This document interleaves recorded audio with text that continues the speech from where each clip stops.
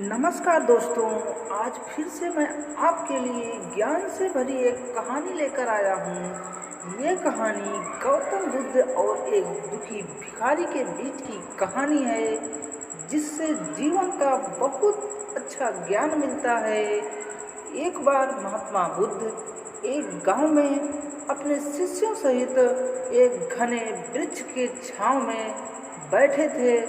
आसपास के गांव से बहुत सारे लोग अपनी मानसिक समस्याएं लेकर महात्मा बुद्ध के पास आ रहे थे। महात्मा बुद्ध उन सब की मानसिक समस्याओं का समाधान देते। सब लोग खुशी खुशी अपनी समस्याओं का समाधान पाकर वहां से लौट रहे थे।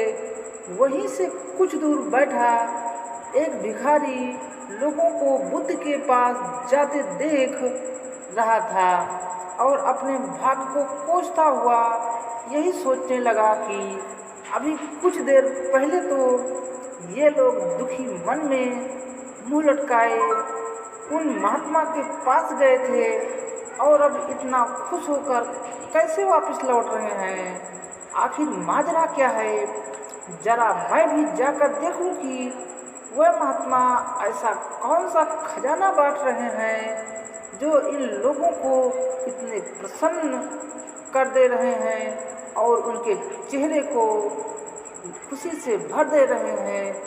जब वह दुखी भिखारी कुछ नज़दीक गया तो उसने देखा कि महात्मा तो लोगों को प्रवचन दे रहे हैं, लोगों के दुख का निवारण कर रहे हैं। या देख भिखारी के मन में भी तीव्र इच्छा हुई कि क्यों ना मैं भी इन महात्मा को अपना दुख बताऊं, मुझे भी अपने दुख का समाधान अवश्य मिलेगा।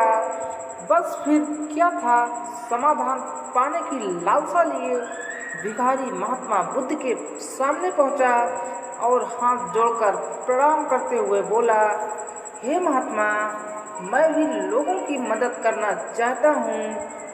मुझे लोगों की मदद करने की बहुत इच्छा है, लेकिन मैं कैसे मदद करूं? मैं बहुत गरीब हूं, मेरे पास ना तो पैसा है और ना ही ऐसी चीज़ जिससे कि मैं किसी की मदद कर सकूं। मैं कोशिश करने पर भी किसी की मदद नहीं कर सकता। मुझे भगवान ने इतना गरीब क्यों बनाया? हे महात्मा, कृपया आप मुझे इसके बारे में बताइए। इतना बोलता हुआ भिखारी रोने लगा। महात्मा बुद्ध बोले, आप बहुत अज्ञानी हैं, क्योंकि आप अभी तक इस भ्रम में जी रहे हो कि तुम्हारे पास कुछ नहीं है, जबकि दूसरों के पास बहुत कुछ है। तुम बिना धन और वस्तु के भी दूसरों की मदद कर सकते हो। तुम्हारे पास जुबान है जिससे तुम मीठे शब्द बोलकर किसी के दुखी चेहरे पर मुस्कान ला सकते हो। इन्हीं शब्दों की ताकत से तुम किसी के भी टूटे हौसलों को फिर से मजबूत कर सकते हो। इन शब्दों की शक्ति से आप किसी के भी मन में सकारात्मक विचारधारा के बीज बो सकते हो और उसे गलत रास्ते पर जाने से रोक सकते हो। तुम्हारे दो हाथों के किसी भी कमजोर या लाचार व्यक्ति की सहायता कर सकते हैं। आपके दो आंखें किसी अंधे को रास्ता दिखा सकते हैं। तुम किसी के लिए दुआ कर सकते हो, या तो हो सकता है कि उनके बुरे काम फिर से हो जाएं। आप किसी के अच्छे स्वास्थ्य की कामना कर सकते हैं, लेकिन अज्ञानतावश तुम अब इस बात को समझ नहीं पाए और इस भ्रम में अब तक जीते रहे कि तुम्हारे पास मदद करने के लिए कुछ नहीं है। किसी की मदद करने के लिए धन वस्तु का होना अनिवार्य नहीं है। बिना धन और वस्तु के भी हम कई प्रकार से लोगों की मदद कर सकते हैं।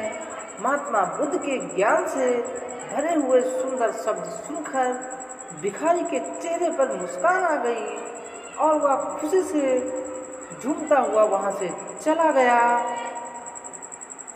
दोस्तों, महात्मा बुद्ध के इन बातों से बहुत कुछ सीखने को मिलता है। आजकल बहुत से लोग यह सोचकर दुखी होते हैं कि मेरे पास तो कुछ भी नहीं है, बल्कि जो आपके पास है उसी में संतुष्ट रहना सीखें और बिना मतलब के लोगों की मदद करें। इन्हीं से आपको परम सुख की प्राप्ति होगी।